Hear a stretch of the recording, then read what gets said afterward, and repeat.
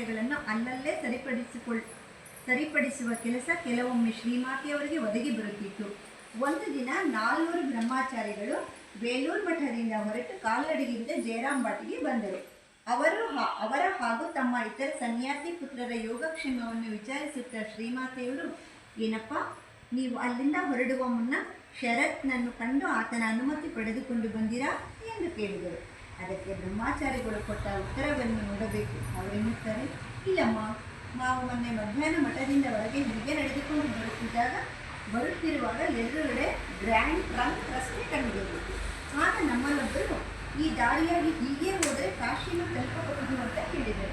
ತಕ್ಷಣ ನಾವೆಲ್ಲ, ಹೌದೇ, ಹಾಗಾದರೆ ನಾವು ಸೀದಾ ಈ ದಾರಿಯಾಗಿ ನಡೆದು ಕಾಶಿಗೆ ಹೋಗಿಬಿಡೋಣ, ನಾವಿನ್ನು ವಾಪಸ್ ಮಠಕ್ಕೆ ಹೋಗುವುದೇ ಬೇಡ ಅಂತ ಮಾತನಾಡಿಕೊಂಡೆವು. ಸರಿ, ಯಾರಿಗೂ ನಮ್ಮ ಪ್ರಯಾಣದ ವಿಷಯವನ್ನು ತಿಳಿಸದೆ ಸೀದಾ ನಡೆದುಕೊಂಡು ಹೊರಟೇ ಬಿಟ್ಟೆವು. ಒಂದಿಷ್ಟು ದೂರ ಬಂದ ಮೇಲೆ ನಮಗನ್ನಿಸಿತು, ಹೀಗಿದ್ದರೂ ಕಾಶಿಗೆ ಹೋಗುತ್ತಿದ್ದೇವೆಯಲ್ಲ, ಅಲ್ಲಿಗೆ ಹೋಗುವ ಮೊದಲು ಜಯರಾಂಬಾಟಿಗೆ ಹೋಗಿ ಮಾತೆಯವರಿಂದ ಸನ್ಯಾಸ ತೆಗೆದುಕೊಂಡು ಯಾಕೆ ಮುಂದುವರಿಯಬಾರದು? ಸನ್ಯಾಸ ತೆಗೆದುಕೊಂಡೇ ಕಾಶಿಗೆ ಹೋಗಿ ತಪಸ್ಸು ಮಾಡಿಕೊಂಡಿರೋಣ ಅಂತ. ಆದ್ದರಿಂದಲೇ ನಾವೀಗ ನಿಮ್ಮ ಬಳಿಗೆ ಬಂದಿದ್ದೇವೆ.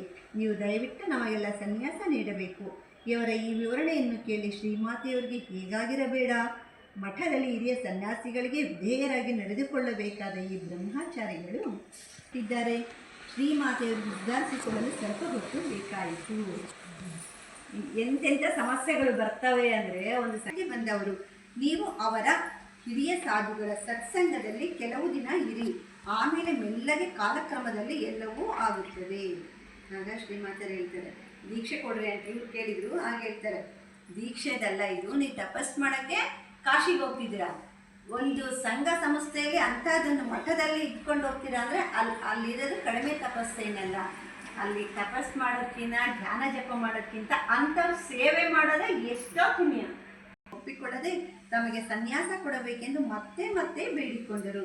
ಅಲ್ಲದೆ ಆ 4 ಮುಖಂಡ ಬ್ರಹ್ಮಚಾರಿಗಳು, ಅಮ್ಮ, ನಾವು ಕಾಶಿಯಲ್ಲಿ ನೆಲೆ ನಿಂತು ಬುದ್ಧ ಹೇಳಿದಂತೆ ಒಂದೋ ಉದ್ದೇಶ ಸಿದ್ಧಿಸಲಿ, ಇಲ್ಲವೇ ಶರೀರ ಬಿದ್ದು ಹೋಗಲಿ ಎಂಬ ನಿರ್ಧಾರದಿಂದ ತಪಸ್ಸು ಮಾಡಬೇಕಂತ ನಿಶ್ಚಯಿಸಿದ್ದೇವೆ ಎಂದು ಹೇಳಿದರು.